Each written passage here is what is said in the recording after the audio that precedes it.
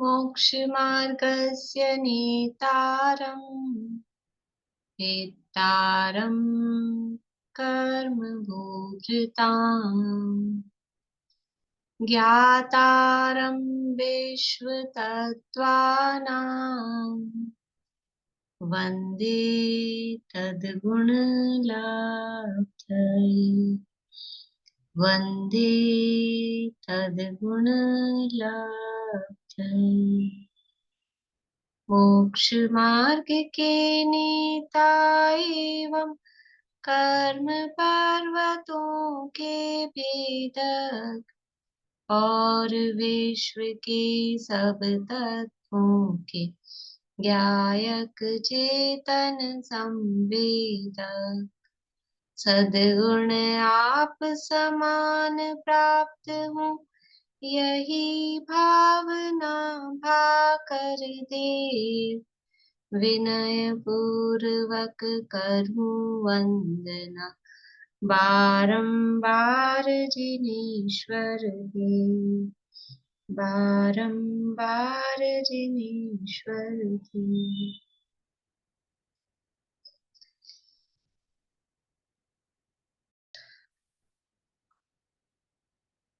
तत्वार सूत्र नामक ये महाशास्त्र है आचार्य उमा स्वामी देव द्वारा रचित। इसके अंतर्गत तीसरे अध्याय की चर्चा अपनी चल रही है। उसमें मध्य लोक का वर्णन हम देख रहे हैं। मध्य लोक में जम्बूद्वीप की रचना, उसके बाद में लवण समुद्र, फिर धातकी खंड, पुष्करार्थ, मानुषोत्तर पर्वत और इन सब की चर्चा के बाद में फिर कल हमने चर्चा की थी नंदीश्वर द्वीप की। नंदीश्वर द्वीप में 52 अकृत्रिम जिन मंदिर हैं। किस तरह से हैं 52 अकृत्रिम जिन मंदिर? किन किन लोगों ने कल पहली बार पढ़ा था नंदीश्वर की रचना? हाथ खड़ा करेंगे। रूपम जी, आपने पहली बार पढ़ा था कल? पहले पढ़ा हुआ था? सबका पढ़ा हुआ था लगभग। हाँ, अनीता जी बताइए। नंदीश्वर नंदीश्वर के पूर्व भाग में अंजनगिरी पहाड़ का पर्वत है। मतलब पहले भद्रशाल पर्वत है नीचे पृथ्वी पर, उसके ऊपर नंदनवन है। उसके इसको बताना है या जो आप किसकी रचना बता रहे हैं? वो तो सुमेरु पर्वत की हो गई जो मैं बोल रही थी, हाँ, है ना। और अंजनगिरी में तो पहले अंजन बावड़ी है, 4 बावड़ी हुई है। और दधिमुख पर्वत है, रक्तगिरी है। चलिए ठीक है।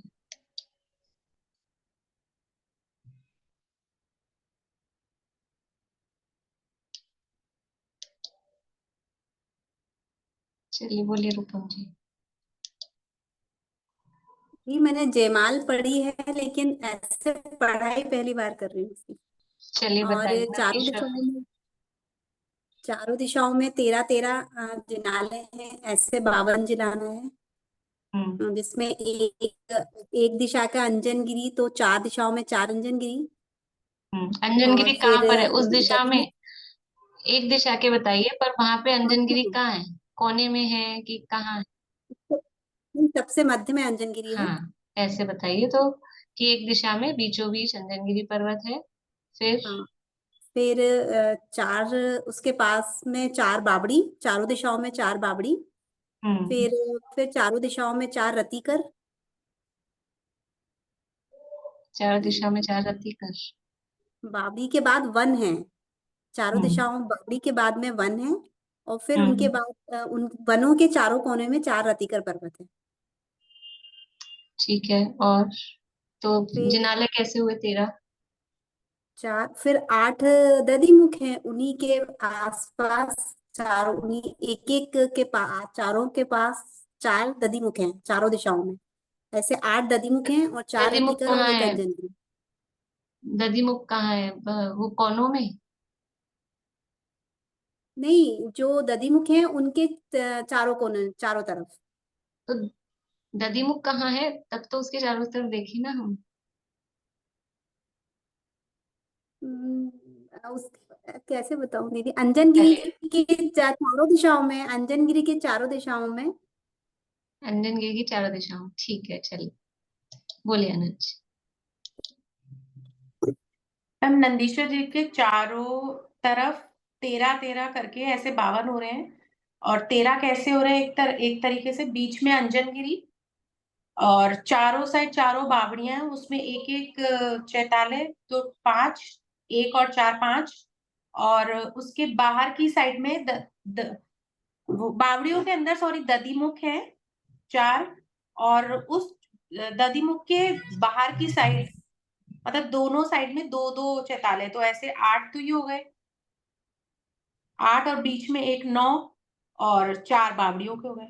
10 11 12 13। ये जो बाहर है उनके नाम क्या है? रतिकर, हाँ रतिकर, रत्न, रतिकर पर्वत।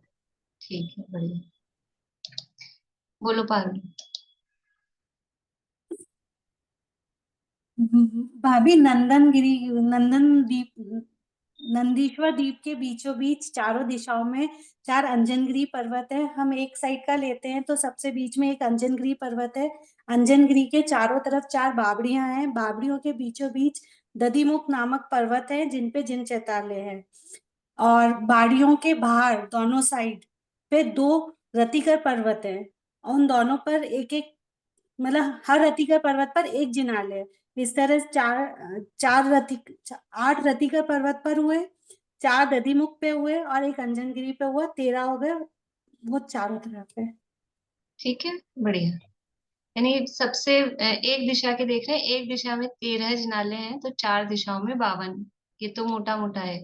तो वो 13 कैसे हो रहे हैं कि बीचों बीच है अंजनगिरी पर्वत, फिर उसके चारों दिशाओं में, उसके चारों दिशाओं मतलब चारों तरफ, अंजनगिरी बीच में है तो उसके चारों तरफ 4 बावड़ियां हैं। और उन बावड़ियों के बीच में पर्वत है, उसका नाम है रूपम जी, उसका नाम है दधिमुख पर्वत।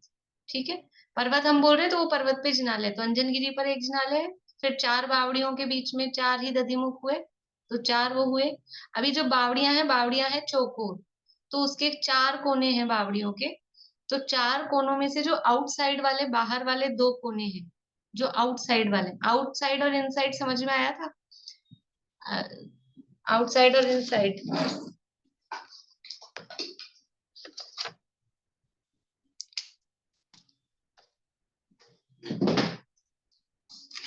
ये बीच में अंजनगिरी था, फिर ये बावड़ी चारों तरफ, इसके बीच में दधिमुख है। अब ये आउटसाइड वाले, ये कौन है? ये आउटसाइड वाले हैं, ये है इनसाइड वाले, इसकी तरफ वाले, तो अंदर वाले नहीं। ये बाहर वाले कोनों में ऐसे 2-2 पर्वत रतिकर नाम के। तो ये 8 पर्वत रतिकर, 4 दधिमुख और एक अंजनगिरी। इस तरह से एक दिशा में 13 कृत्रिम जिनाल है। आपको जगह जगह मंदिरों में रचना बनी हुई मिल जाएगी, कहीं भी आप दर्शन करने जाए ना, तो मंदिरों में अपने ये 3 लोग की रचनाओं के कुछ ना कुछ चित्र बने होते हैं ज्यादातर। तो ध्यान से देखने चाहिए, फिर अपने ने कुछ पढ़ा हुआ है तो बराबर अपने को ख्याल भी आता है, अच्छा भी लगता है, देख भी सकते हैं। अंकल कुछ कहना चाह रहे हैं, फिर मैं इसकी हाइट वगैरह पूछने वाली हूँ, आप लोग रेडी हो जाइए। बोलिए अंकल।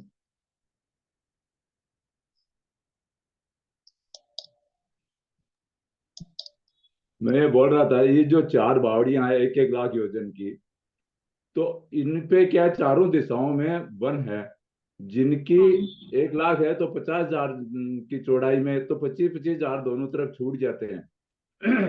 कोने, उन कोणों पे रतिकर पर्वत है।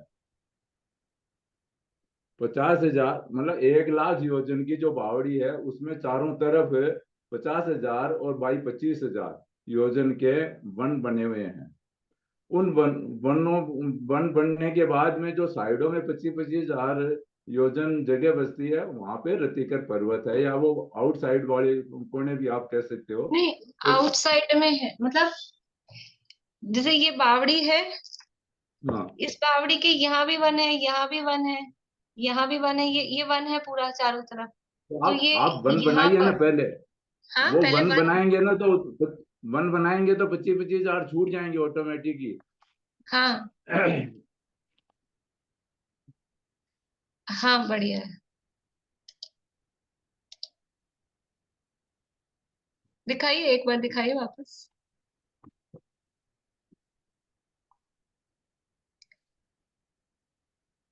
हाँ ठीक है। अब इसमें रतिकर कहाँ है आपके?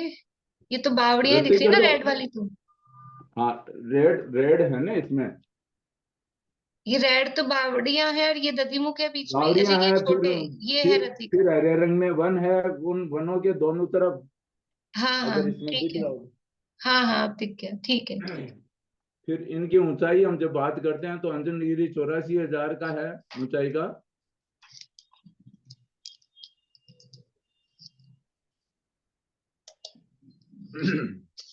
अंजनगिरी 84,000 योजन का है और उसकी नींव है 1,000 योजन। और दधिमुख 10,000 योजन का है, उसकी भी नींव 1,000 योजन। और रत्तीकर है वो 1,000 योजन का है और उसकी भी जो वो है वो 250 योजन की है नींव। हम्म। इस तरह से इनकी बावड़ियों की है। चलिए बढ़िया, सब अंकल ने बता दिया अपने को। तो इस तरह से ये रचना, और इसके रंग भी उसी तरह के जैसे उनके नाम है।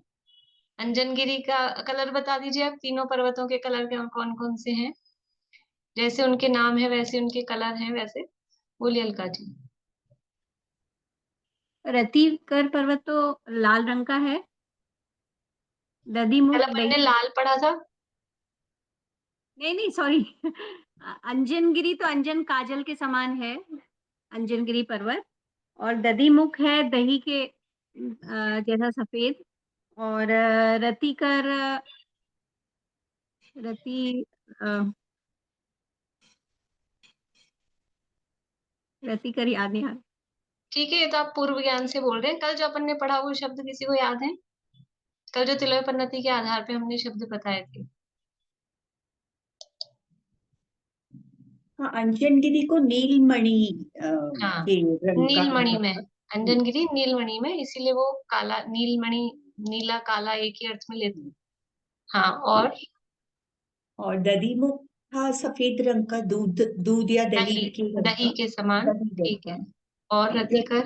रतिकर मुझे भी याद नहीं आ रहा, आपने बताया तो मेरे को भी ख्याल नहीं आ रहा। चलिए बोलिए वर्षा अभी। गोल्ड का, तपे हुए गोल्ड के समान। हाँ, तपे हुए सोने के रंग का, तो वो तपा हुआ सोना रेडिश होता है, इसलिए उसको लाल रंग का बोलते हैं। तो यहाँ उसके रियल कलर कल अपन ने देखे थे ग्रंथ के आधार पे। बाकी पहले का तो अपने को याद है ही, तो कल जो नया पढ़ा वो कुछ याद अपन रख लें। इस तरह से नंदीश्वर की रचना हमने देखी थी। इसके अलावा बहुत बड़ा कितना है नंदीश्वर का विस्तार, नंदीश्वर द्वीप का विस्तार कितना है? 84,000 योजन। 84,000 योजन नंदीश्वर द्वीप का विस्तार, विस्तार। सॉरी, विस्तार पुरुषन नंदीश्वर द्वीप का बोले, सॉरी सॉरी, 163 कोड़ी योजन 163 करोड़ 84 लाख, फिर आगे 84 लाख, फिर क्या आएगा दीदी, लाख, योजन योजन। योजन 163 करोड़ 84 लाख योजन। मैंने अंजनगिरी का बोल दिया पहले। हाँ, ये नंदीश्वर द्वीप का विस्तार है। ठीक है। इस तरह से ये नंदीश्वर के अकृत्रिम जालियों की चर्चा कल अपन ने देखी थी। और सारे ही पर्वत कैसे हैं? गोलाकार, नीचे से ऊपर तक, कोई तिकोना या नीचे से चौड़े ऊपर से सकड़े ऐसा नहीं है। पूरे ऊपर से नीचे तक 84,000 योजन की अंजनगिरी, नीचे से ऊपर तक एक सी चौड़ाई वाले, एक सी हाइट वाले हैं। बोलिए कविता जी। मैम इसमें जम्बूद्वीप पे 22815 आएंगे, इसमें सकते जम्बूद्वीप समा जाएंगे? इतना आएगा क्या इसका? जो अब सूची वो निकाल लेती है, अभ्यर्थना सूची मैंने में निकाल के नहीं देखा, किसी ने निकाल के देखा हो तो कंफर्म कर ले। अभी किसी ने निकाला है? नहीं, अभी एक नहीं क्वेश्चन निकाला था। है, निकाल के फिर देखते हैं। बोलिए वर्षा अभी। ये नंदीशा द्वीप की हमारे जो मोती डूंगरी दादावाड़ी है, वहां पे इसकी रचना है, बहुत सुंदर है। और स्टोन उसी उन्हीं रत्नों से है, उन्हीं टाइप के रत्नों से बनी बढ़िया। हुई। अनेक जगहों पर बनी हुई है ये नंदीश्वर द्वीप की रचनाएं, और भी जगहों पर बनी हुई है। बढ़िया, बोलिए सुमन हाँ जी। निकाला तो है, बहुत बड़ी संख्या आई है, तो मुझे लग रहा था सही है कि गलत है। मतलब चलिए कल एक जो दो लोग पहले और निकालिएगा। हाँ अंकल आप निकालिएगा कितने आ जाएंगे नंदीश्वर द्वीप में जम्बू द्वीप, तो फिर इन सबका मैच कर लेंगे। बाद में हाँ, बहुत निकाल लीजिएगा, बढ़िया, कल कर लेंगे अपन। ठीक है। अभी अपन आगे बढ़ते हैं, ठीक है। अब यहाँ नंदीश्वर के बाद में अपन जो कल पढ़ रहे थे, यहाँ से अपने द्वीपों के नाम उसी क्रम से चलते हैं। ये 149 पेज पे ही है अभी। 149 पेज पे अपन जो द्वीप समुद्रों के नाम देख रहे थे, नंदीश्वर द्वीप तक कल अपन ने पढ़ा था। फिर उस नंदीश्वर द्वीप को घेरे हुए उससे दूने विस्तार वाला नंदीश्वर समुद्र है। आप समझिए कि कितने कितने विस्तार वाला। अभी तो 15वें नंबर पे नंदीश्वर द्वीप आया था, द्वीप समुद्र गिन के कल अपन ने देखा था, 15वें नंबर पे आया था। तो 163 करोड़ 84 लाख योजन इतना उसका डायमीटर हो गया। तो जो अपन असंख्यात की जब देखते हैं, जगन्य युक्त असंख्यात नहीं, जगन्य परित असंख्यात, तो उसमें जो द्वीप समुद्रों में सरसों डालते हैं, फिर वो जो लास्ट सरसों जहाँ गिरती है उतने व्यास का फिर गड्ढा खोदते हैं, तो कितना बड़ा यानी आता जाएगा आगे, दुगना दुगना होता है। अब ये नंदीश्वर समुद्र कितना बड़ा होगा, 163 करोड़ 84 लाख को दुगना करो तो नंदीश्वर समुद्र, फिर उससे दुगना करो तो आगे जाके कितना कितना बड़ा विस्तार उनका आता जाता है। नंदीश्वर समुद्र को घेरे हुए उससे दूने विस्तार वाला अरुणवर द्वीप है। उस अरुणवर द्वीप को घेरे हुए उससे दूने विस्तार वाला अरुणवर समुद्र है। उस अरुणवर समुद्र को घेरे हुए उससे दूने विस्तार वाला अरुणाभास द्वीप है। उस अरुणाभास द्वीप को घेरे हुए उससे दूने विस्तार वाला अरुणाभास समुद्र है। अरुणवर अलग है, अरुणाभास ये अलग है। ये अरुणाभास समुद्र का पानी का स्वाद कैसा है? अरुणाभास समुद्र के पानी का स्वाद नॉर्मल पानी है, क्योंकि 4 ही समुद्र का पानी नाम के मुताबिक है। मुझे ऐसा समझ में आया। क्यों भाई, इनका जवाब सही है क्या? कौन कौन है इनके साथ? मना कर रहे हैं भैया, आपके साथ नहीं कोई भी, अब क्या करें? कौन बता रहे हैं? बोलिए पद्मा जी। चक्षु रस के समान है। इक्षु रस के समान है, सॉरी। इक्षु रस के समान है, ठीक है ना। सबका और सबका बताया था इक्षु रस के समान। 4 का तो जो उनके नाम है उस नाम के हिसाब से है, ठीक है। और कालोदधी का और पुष्कर का तो अपन ने देखा था मधु जैसा है, कालोदधी का जल के जैसा है, बाकी 4 और सबका गन्ने के रस के जैसा स्वाद है। चलिए, उस अरुणाभास समुद्र को घेरे हुए उससे दूने विस्तार वाला, ये अब कौन सा आ गया था? नंदीश्वर 8वां था, अरुणवर 9वां, अरुणाभास 10वां। अब ये आया है 11 नंबर का द्वीप, कुंडलवर द्वीप। कितना आएगा इसका डायमीटर? दुगना करिए, 163 करोड़ 84 लाख का दुगना, फिर उसका दुगना, फिर उसका दुगना, फिर उसका दुगना। अंकल ने कर लिया है। 10,48,573। 10 लाख, एक मिनट में लिखती हूँ, आप बोलिए। 10,48,573 569 7 579 6 576 576 576, ठीक है। हाँ योजन, ये तो हाँ लाख जी, में है। लाख योजन, 10 लाख लाख योजन। लाख लाख लगाना है। 10 लाख, इसको ऐसे लिखेंगे, 10,48,576 लाख 576, फिर लाख लाख लाख 576 लाख 163 करोड़ 84 लाख। अच्छा हाँ, लाख योजन, इतना विस्तार ये कुंडलवर द्वीप का है। खुद निकालेंगे तो अच्छा है। उसको नंदीश्वर के जो द्वीप का आया उससे दुगना करना है, फिर दुगना, फिर दुगना, फिर दुगना, फिर दुगना, फिर आएगा ऐसा करके। तो ये कुंडलवर द्वीप है, 11 नंबर का द्वीप है। इसमें क्या विशेषता है कि यहाँ पर भी अकृत्रिम जिन मंदिर है, इसलिए हम यहाँ पर रुके हैं, नहीं तो हम कहीं नहीं रुकते बीच में। तो जहाँ मंदिर ही नहीं है तो क्यों रुकेंगे। तो 9वें और 10वें द्वीप में हम नहीं रुके, 11वें द्वीप में अकृत्रिम जिन मंदिर है, इसलिए यहाँ हम देख रहे हैं। बोलिए चित्राजीत, क्या कह रहे हैं आप? आवाज चालू करिए। ये जो नंदीश्वर 163 करोड़ है, तो फिर ये उससे आगे तो ये है आपको कुंडलवर द्वीप, तो ये फिर कम कैसे 10 लाख ही क्यों? 163 करोड़ 84 लाख, तो ये 10,48,576 लाख है ना। ये तो बोलने की सुविधा के लिए हमने 10 लाख और ऐसा करा है। उसको करोड़ में बना लो आप, बोलने में कठिन हो जाएगा, इसलिए वो है तो करोड़ों में ही, अरबों में, लेकिन बोलने में कठिन हो जाएगा वो, इसलिए उसको इजी बोलने के लिए किया है। इसीलिए तो आगे लाख बोला है ना, इतने हाँ, लाख उसके फिर आगे लाख। लाख, हाँ उसके आगे लाख लगाया है, बिल्कुल। देखिए तो यहाँ भी क्या है, यहाँ इस कुंडलवर द्वीप में बीचों बीच, जिस तरह से पुष्कर द्वीप में बीचों बीच पुष्करार्ध मानुषोत्तर पर्वत है आधे द्वीप के बीच में, इसी तरह से इस कुंडलवर द्वीप में भी बीचों बीच एक पर्वत है, उसी तरह से चूड़ी के आकार का गोलाकार।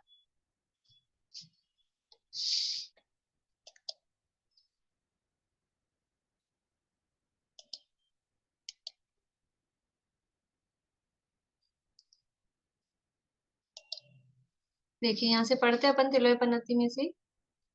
11वां कुंडल नाम का रमणीक द्वीप है। इस द्वीप के बहुमध्य भाग में कुंडल नाम का पर्वत है। बहुमध्य मतलब एकदम सेंटर में, बीचों बीच में।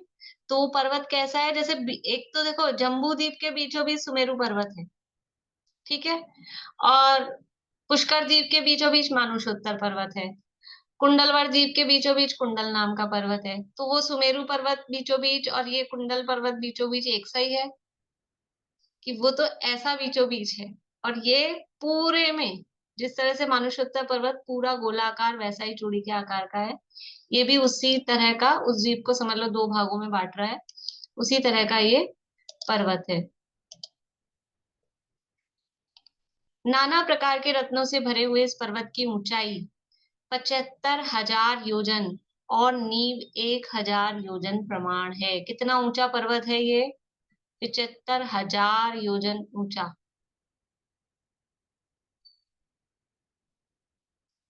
हाइट 75,000, नींव तो सबकी 1,000 ही आने वाली है, उससे ज्यादा तो नींव हो नहीं सकती है।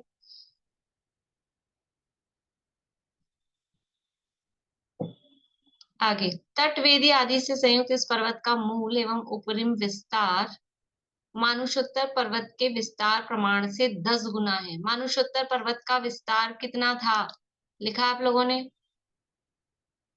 नीचे कितना था, मध्य में कितना था, ऊपर कितना था, लिखवाया था।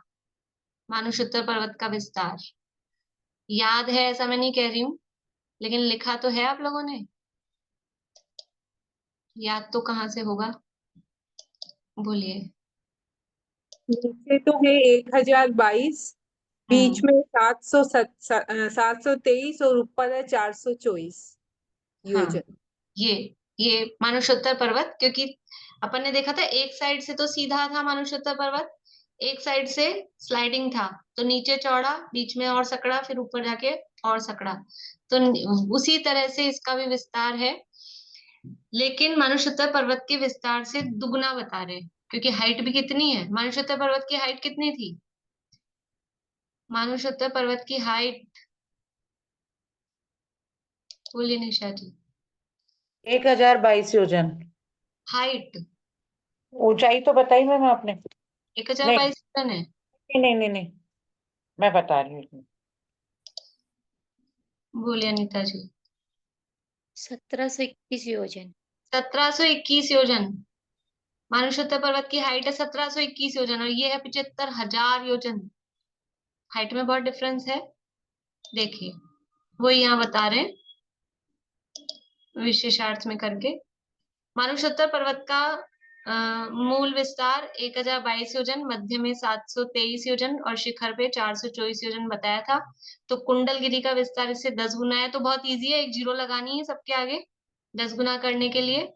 तो कुंडलगिरी यानी कुंडल पर्वत बोलो या कुंडलगिरी बोलो, एक ही बात है। इस कुंडल पर्वत या कुंडलगिरी का जमीन पे विस्तार है 10,220 योजन, एक जीरो लगेगी इसके आगे, तो 10,020 योजन। मध्य विस्तार है 7,230 योजन और शिखर पर इसका विस्तार है 4,240 योजन। तो इससे अपने को समझ में आ रहा है कि ये जो कुंडलगिरी जो पर्वत है ये कैसा है, दीवार जैसा है क्या ऊपर से नीचे तक? कुंडलगिरी ये जो पर्वत है 11वें द्वीप में, ये दीवार जैसा है कि स्लाइडिंग है कि गोलाकार है, कैसा है? कि चूड़ी के आकार का तो है लेकिन स्लाइडिंग है, क्योंकि नीचे से चौड़ा है, ऊपर जाते हुए थोड़ा कम हो रहा है, इसलिए ऊपर से नीचे तक एक सा विस्तार नहीं है, दीवार जैसा नहीं है। ठीक है।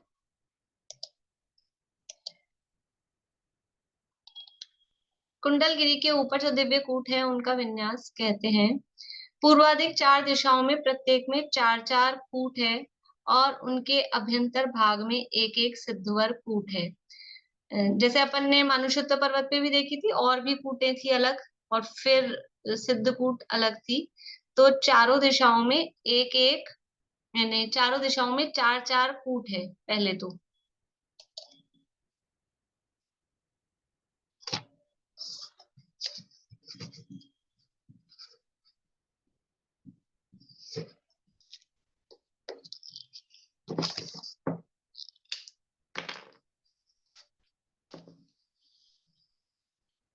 ये समझ लीजिए ये 10 द्वीप समुद्र होंगे।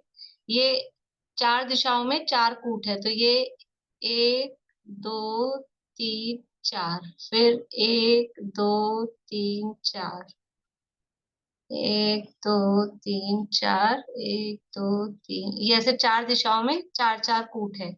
फिर कह रहे हैं उसके अभ्यंतर भाग में एक एक सिद्ध कूट है, तो ये अभ्यंतर भाग मतलब इनर साइड, यहाँ यहाँ एक एक सिद्ध कूट है। सिद्ध कूट है मतलब अकृत्रिम जिनालय। तो कूटे तो बहुत ज्यादा हैं और हैं, वो कूटे सब देवों के रहने के स्थान है, लेकिन जिनालय जो है वो 4 दिशा में, हर दिशा में एक एक जिनालय है। देखिए पूर्वाधिक 4 दिशाओं में से प्रत्येक में 4-4 कूट है और उनके अभ्यंतर भाग में एक एक सिद्धवर कूट है। अभी कूटों के नाम दिए, वज्र वज्र प्रभ, कनक कनक प्रभ, और नाम से अपन आगे बढ़ते हैं।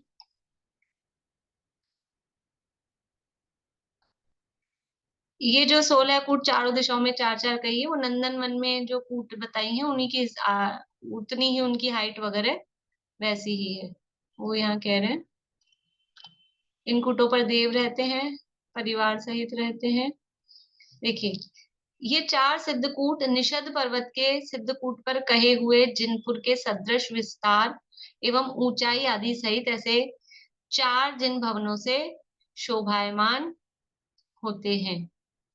ठीक है, तो ये निषद पर्वत पर अब कौन से मंदिर है, तो कल जो अपन उसमें पढ़ेंगे रत्नशावकाचार में अकृत्रिम जिन मंदिर वर्णन, तो वहां बताएंगे 3 तरह के जिन मंदिर हैं, उत्कृष्ट मध्यम जघन्य।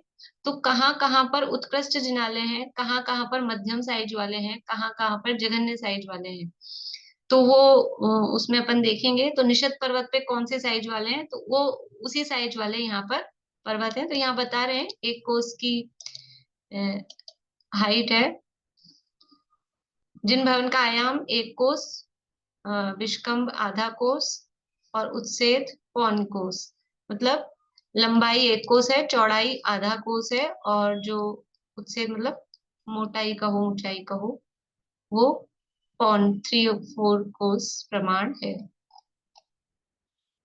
देखिए थोड़ा सा चित्र दिया है यहाँ पर, ये तो 10 द्वीप समुद्र बीच में बना दिए, और ये यहाँ से यहाँ तक ये कुंडलवर द्वीप है, यहाँ से यहाँ तक, और ये बीच में ये कुंडलगिरी पर्वत है, ये वाला। और फिर ये 4-4 कूट हैं, और ये बीच में यहाँ पर मतलब इनर साइड में ये सिद्धकूट बनाई है। नाम लिखे हैं किन किन देवों के, और नाम दिए हैं कूटों के और देवों के, उस तरह से ये।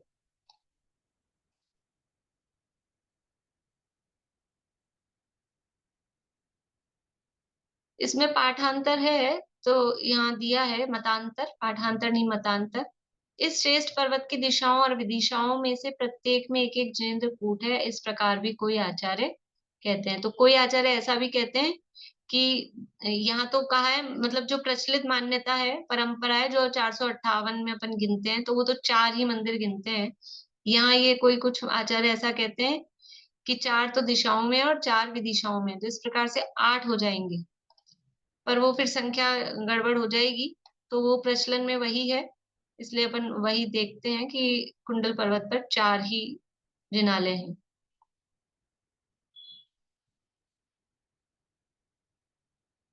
और उसकी हाइट वगैरह भी अलग बताते हैं। अपन ये पार्ट मतांतर रहने देते हैं, नहीं आप लोग कंफ्यूज होंगे, यही वाला चलने दीजिए अभी। ऊपर से और बीच में और जमीन में बताई ना आपने कुंडलपुर की, उसकी कुंडलवर द्वीप की वो चौड़ाई बताई थी ना, ऊपर से इतना है और बीच से इतना है, जमीन से, वो मैंने लिखा नहीं गया। वो तो जो मानुषोत्तर की ना, बस तुम्हें 0 लगाना है, यानी मानुषोत्तर की 1022 है नीचे से, तो उसको 10,220 करना है। फिर बीच में 723 है तो 7,230, और ऊपर 424 है तो 4,240। 0 लगाना है, क्योंकि 10 गुना है, 10 गुना करने के लिए 0 लगा देते हैं, बना के। इस तरह से ये कुंडल पर्वत की रचना ये बताई है। इसमें एक क्लियर चित्र है इस वाले में, वो दिखाते हैं आपको।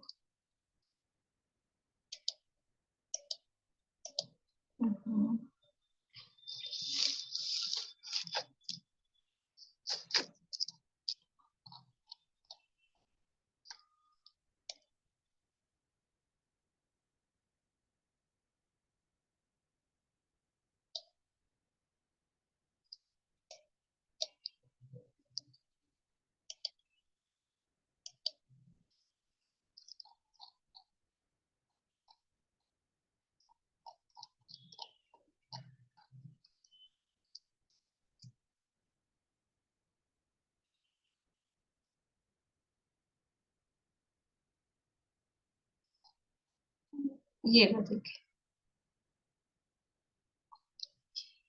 ये बीच में 10 द्वीप हैं, ये 10 सागर है, और ये पूरा कुंडल द्वीप है, कुंडलवर द्वीप। और ये बीच में जो धारियों वाला है, ये कुंडलगिरी पर्वत है। तो इस तरह से चारों दिशाओं में ये 4 तो कूट पहले बनाई है, ये नाम दिए हैं, कूटों के नाम दिए, और उसपे जो देव रहता है उसके भी नाम दिए हैं। जैसे वज्रकूट है तो उसपे विशिष्ट नाम का देव है, वज्रप्रभ कूट है तो पंचशिर देव, ऐसा। और ये एक एक सिद्धकूट यहाँ बनाई है, और फिर ये एक एक और बनाई है विदिशाओं में, जो मतांतर से जो अपन ने अभी पढ़ा, तो इस चित्र में वो भी बनाई है। पर जो चलता है प्रचलन में, कुंडलवर द्वीप में 4 ही कूटे, 4 ही अकृत्रिम जिनालय, तो अपन वही याद रखें अभी। ये देखिए, इस तरह से पर्वत का चित्र यहाँ बनाया है। 1,000 योजन की उसकी नींव है, नीचे से विस्तार है 10,220 योजन, मध्य में विस्तार है 7,230 योजन, और ऊपर की ओर इसका विस्तार है, जहां पर ये कूटे वगैरह है तो उस जगह इसका फैलाव है 4,240 योजन, इतना ये विस्तार है।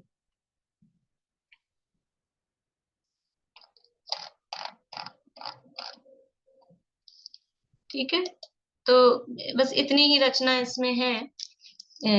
और मतलब रचना तो और भी, इतना बड़ा द्वीप है तो सब देवों के निवास स्थान और रहने के मतलब समझ लो उनके सब फार्म हाउस वगैरह टाइप से होते हैं, आउटिंग के स्थान होते हैं, देवता लोग वहां रहते हैं। पर अपने को तो मंदिर से मतलब रहता है, तो अपने लिए वही रचना प्रमुख है। शास्त्र में भी इतना ही वर्णन इसका प्रमुखता से आता है। अब देवता लोग इन मंदिरों में भी, जो कृत्रिम जिनालय, इनमें भी निरंतर पूजन आदि करते रहते हैं।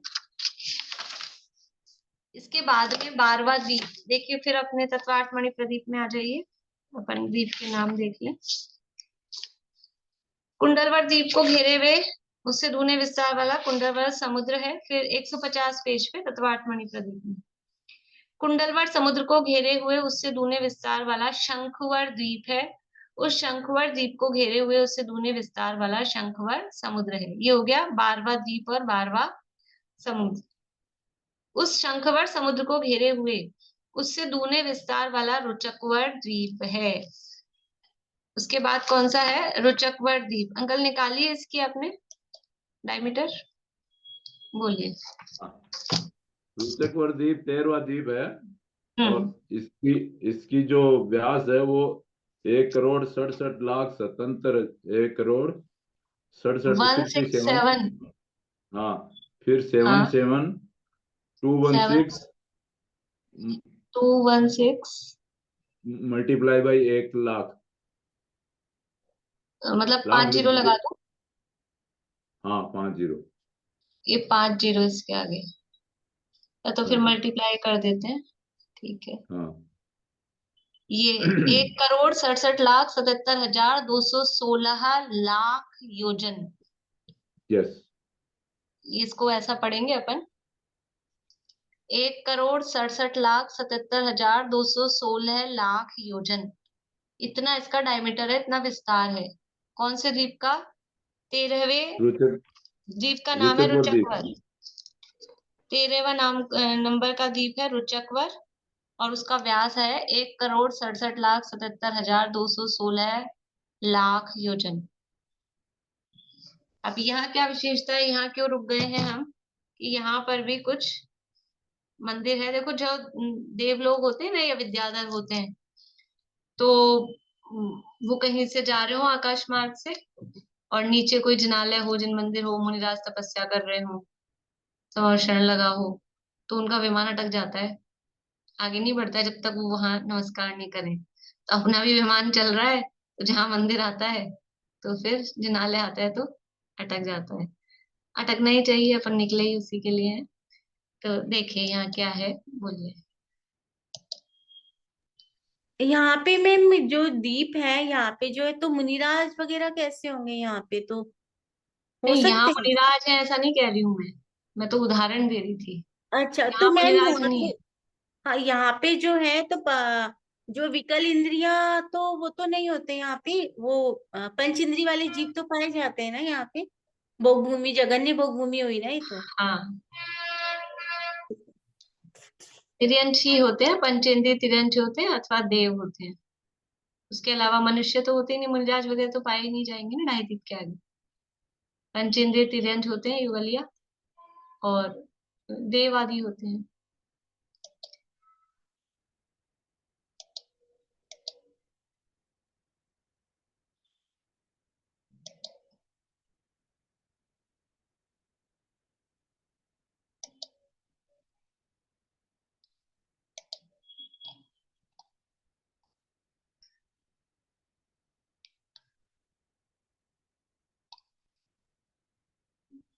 देखिए, 13वां द्वीप रुचकवर है। इसके बहुमध्य भाग में मंडलाकार से स्वर्णमय रुचकवर पर्वत स्थिर है। जिस तरह से यही बीचों बीच 13वां जो द्वीप है, तो जैसे मानुषोत्तर पर्वत था, देखो आगे के द्वीपों में आप देखेंगे 2.5 द्वीप में अलग अलग तरह के पर्वत हैं, है ना। कोई ऐसा गोलाकार है, कोई लंबे हैं, कोई आड़े हैं, इस तरह के।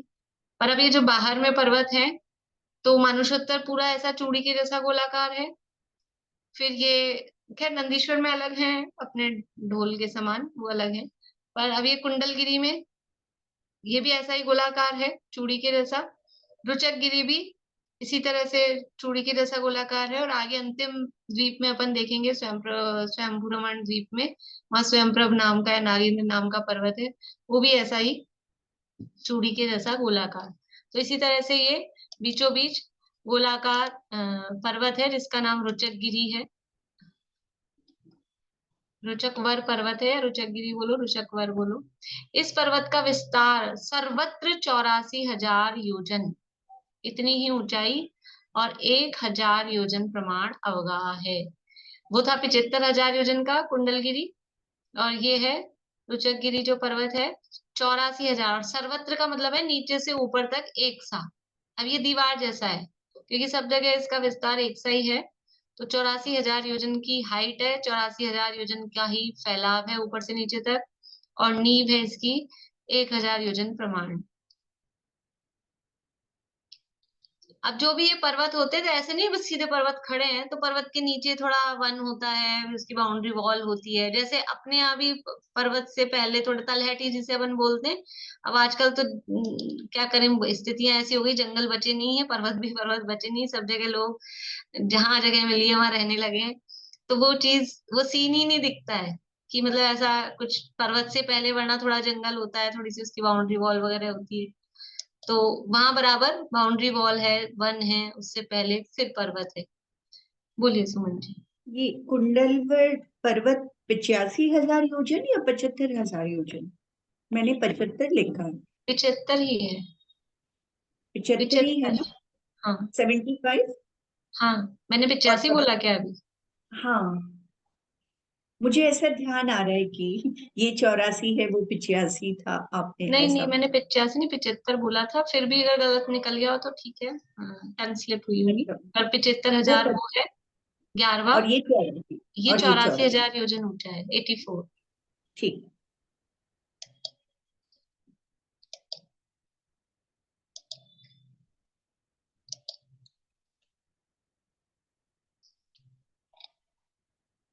इस पर्वत के ऊपरी भाग में 44 दिव्य कूट हैं। कितनी है? 44, 44 कूटे हैं। उसमें से 8 कूट पूर्व दिशा में है। ये जो रुचक गिरी है, इसकी खास बात है, वे अपन पढ़ते पढ़ते ही पहुंचेंगे वहां तक कि क्या विशेषता है। 8 कूटे पूर्व दिशा में है।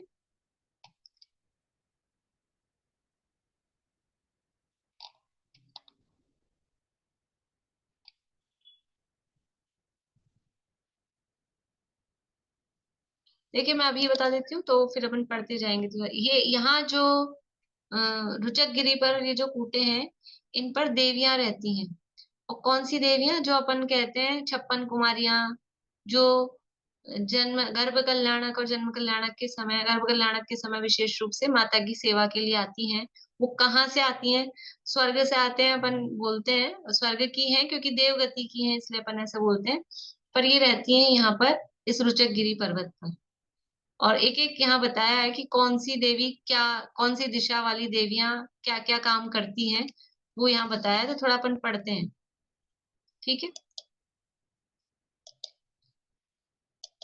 आप लोग थोड़ा शॉर्ट में लिखिएगा, जैसे पूर्व दिशा, मतलब पूरा पूरा वाक्य न बना के, पूर्व दिशा देवियां तो है ही, देवी तो रहती है, तो फिर वो क्या करती है, तो उसका काम लिख लीजिए, झारी। ऐसा शॉर्ट में लिख लीजिए ताकि फटाफट हो जाए।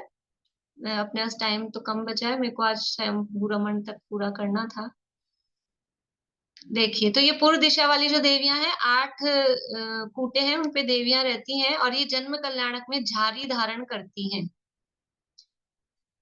जन्म कल्याणक में झारी धारण करती हैं। फिर 8 कूट दक्षिण दिशा में है, और इनपे भी 8 दिक् कन्याएं, वही देवियां रहती हैं। ये सब देवियां जन्म कल्याणक में दर्पण धारण करती हैं, ठीक है? पूर्व दिशा वाली झारी धारण करती हैं, दक्षिण दिशा वाली दर्पण धारण करती हैं। इसके बाद में है पश्चिम दिशा में भी 8 कूट हैं, और इन पर जो देवियां रहती हैं वे जन्म कल्याणक में माता के ऊपर छत्र धारण करती हैं। पश्चिम दिशा वाली देवियां माता के ऊपर छत्र धारण करती हैं। फिर 8 ही कूट उत्तर दिशा में है, और उन पे जो देवियां रहती हैं वो सब जन्म कल्याणक में चंवर धारण करती हैं।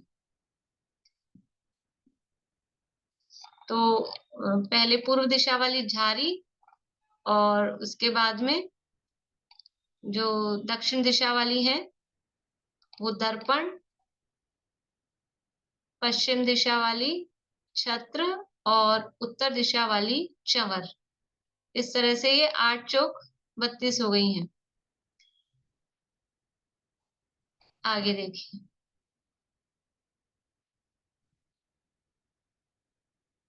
पूर्वोक्त कूटों के सदृश 4 महाकूट इन देवियों के कूटों के अभ्यंतर भाग में 4 दिशाओं में स्थित हैं। मतलब 8 कूटें 4 दिशाओं में थी, फिर उनके इनर साइड में एक एक कूट और है। इन कूटों पर जो देवियां रहती हैं वो जन्म कल्याणक में दिशाओं को निर्मल किया करती हैं। चारों दिशाओं में अंदर की साइड एक एक कूट और है। उन कूटों पर जो देवियां रहती हैं 4, वो दिशाओं को निर्मल करती हैं।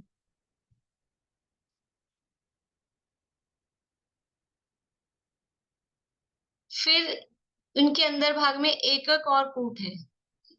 देखिए समझ पा रहे हैं आप लोग कैसे है?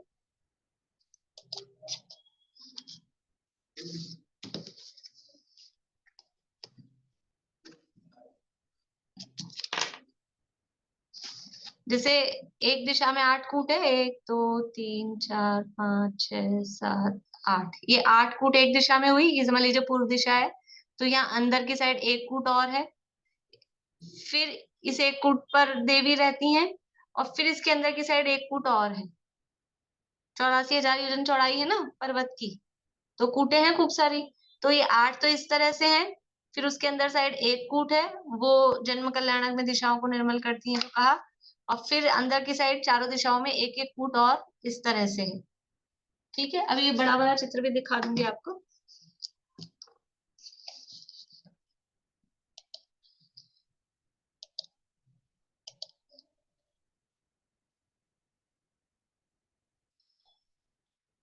ये कन्याएं जिन भगवान का जात कर्म करती हैं, जो सेकंड नंबर पे अपन ने देखा ना, अंदर अंदर वाली 2 हैं, एक पहली और एक आगे वाली और। तो जो आगे वाली और है वो जात कर्म, मतलब वो समझ लो प्रसूति का जो भी काम है वो करती हैं। तो कितनी हो गई ये? 8 चौक 32 तो हुई थी, और 32 के बाद में 8 और हो गई हैं, तो 40 कूटें हो गई हैं। ठीक है,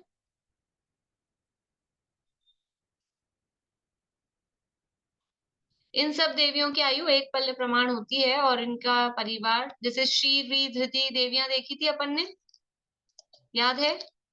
कहाँ थी श्री री धृति कीर्ति बुद्धि लक्ष्मी? कहाँ पर थी ये देवियां? बोलिए मनोरमा आंटी। पहले चैप्टर में थे, दूसरे चैप्टर में, नहीं तीसरे में आएगी। दूसरे चैप्टर में? चैप्टर नहीं पूछ रही मैं। चलिए कोई बात नहीं। हाँ बोलिए उषा जी। ये श्री नेम देते थे, सरोवरों पे रहती है पद्म महापद्म तिगिंच कैसे? हाँ, जो हिमवन आदि जो कुलाचल थे उनपे सरोवर थे ना, पद्म महापद्म तिगिंच, उनपे श्री री धृति कीर्ति बुद्धि लक्ष्म्य पल्लवों में स्थिति है, ऐसा सामान्य पारिषद का। तो उन्हीं देवियों की जैसी है, एक पल्ले की आयु है, वैसे ही उनका परिवार है, उसी तरह की ये देवियां सब हैं। ठीक है, तो समझ में आई? 4 दिशाओं में 8-8 कूट, 8 चौक 32, फिर उन 8 के आगे एक एक कूट, 8 के आगे समझ लो एक के आगे एक 2-2 कूट हर दिशा में ऐसे है, तो 8 कूट और हो गई, तो 32 और 8 40 हो गई। अभी क्या मंदिर तो आया ही नहीं, अभी तक तो देवियां ही दिखा रहे हो आप यहाँ पे। देखिए, अब इन कूटों के अभ्यंतर भाग में 4 सिद्ध कूट हैं, जिन पर पहले के सदृश निषद पर्वत स्थित जिन भवनों के समान जिन मंदिर विद्यमान हैं। अब ये जो एक एक कूट अपन ने यहाँ देखी ना, 8 के आगे एक कूट, फिर उसके आगे एक कूट, और फिर इसके आगे एक और कूट है जिस पर ये सिद्ध कूट है जिन मंदिर विद्यमान है। तो चारों दिशाओं में एक एक, ये एक दिशा का बनाया समझ लो मैंने, तो ऐसे चारों दिशाओं में इस तरह की रचना। तो 4 जिन मंदिर इस रुचक गिरी पर्वत पर यहाँ पर विद्यमान है। देखिए चित्र देख लीजिए इसका। ये सब पीडीएफ टेलीग्राम ग्रुप पे डली हुई है, किसी का कुछ छूट जाए या और पढ़ने की इच्छा हो तो पीडीएफ खोल के पढ़ सकते हैं। ये देखिए, ये रुचकवर द्वीप और ये रुचक पर्वत है। ये 12 द्वीप और 12 समुद्र यहाँ तक हुए। ये पूरा यहाँ से यहाँ तक, ये ब्लैक यहाँ से लेके यहाँ तक ये पूरा रुचकवर द्वीप है, और ये बीचों बीच ये लाइनिंग वाला जो है ये रुचक पर्वत है। तो ये एक दिशा में 8 कूट ये बनाई, फिर एक कूट और, एक कूट और फिर ये सिद्धकूट।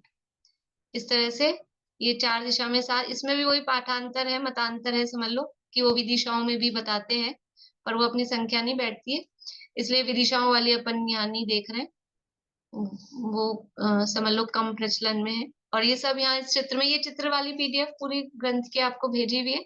तो कौन सी दिशा वाली झारी धारण कर दी है, दर्पण धारण करती हैं, छत्र धारण करती हैं, चवर धारण करती हैं, ये सब यहाँ पे बराबर दिया है। फिर दिशाओं को निर्मल करती हैं, ये सारी चीजें जात कर्म करती हैं, ये सारी बातें यहाँ लिखी हैं, कूटों के नाम भी लिखे हैं बराबर।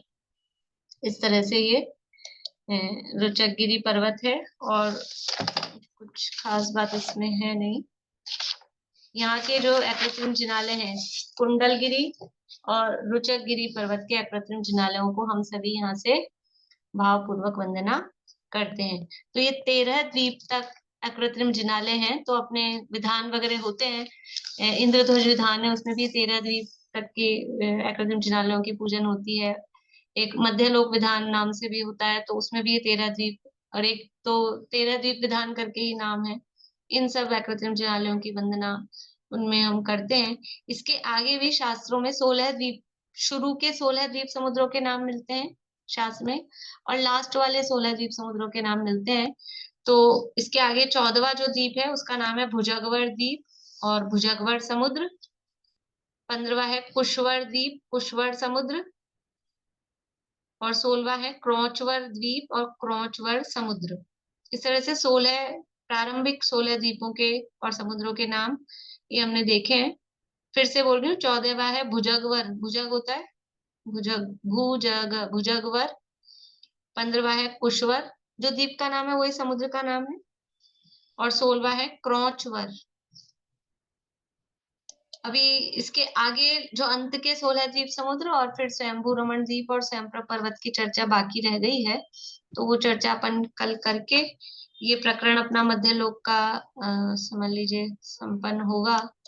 कोशिश करेंगे कल पूरा हो ही जाए। मैम हाँ बोलिए रेणु जी। मैं बोल रही हूँ कि जैसे जो 40 कूट आपने बताई है, तो ये 40 कूट की देवियां मतलब वहां जाती है जन्म कल्याण और गर्भ कल्याण में, कि श्री दीप्ति कीर्ति का भी मैंने सुना है कि वो लोग भी जाती है गर्भ कल्याण के समय। सभी जाती हैं, तो यहाँ की विशेष सब जाती है ना, 56 बोलते हैं, 56 जा रही है, तो यहाँ वाली भी जाती है और भी जाती है। मतलब उनको मिला के 56 होगी क्या? शायद 56 तो, क्योंकि यहाँ तो ये 40 ही हुई है ना, तो वो सब मिला के तभी होंगी। और अलग अलग जगहों की भी होगी और भी होंगी। बोलिए सुमन जी। 15वें द्वीप और समुद्र का नाम एक बार बता दीजिए। 15वां कुशवर, कुशवर ठीक। 14वां भुजगवर, 15वां कुशवर, 16वां क्रोचवर। ठीक है, तो अपने मध्य लोक की यात्रा समापन की ओर है। कोशिश करेंगे कल हो जाए पूरा, नहीं तो फिर एक पीरियड और लगेगा। इस तरह से यहीं अभी पूरा करते हैं। जिनवाणी स्थिति,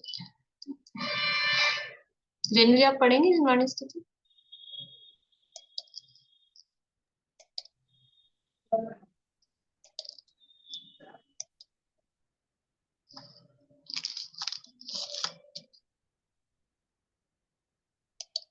अहिंसामयी हो प्रवृत्ति सहज ही, जीवन का आधार हो सत्य सुख में, अचोर्य धारे हर प्रीति त्यागे, परमशील वर्ते रहे सहज निर्भय, महाक्लेशकारी है आरंभ परिक्रय, उसे छोड़ लग जाए निज साधना में, धुल जाए सब मेल समता की धारा से बढ़ते ही जाए सुआराधना में, होवे जितेंद्रिय परम तृप्त निज में एकाग्रता हो परम मग्नता हो।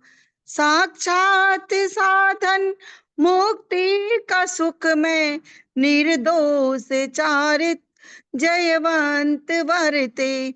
सर्वज्ञ शासन जयवंत वरते। निर्ग्रंथ शासन जयवंत वरते।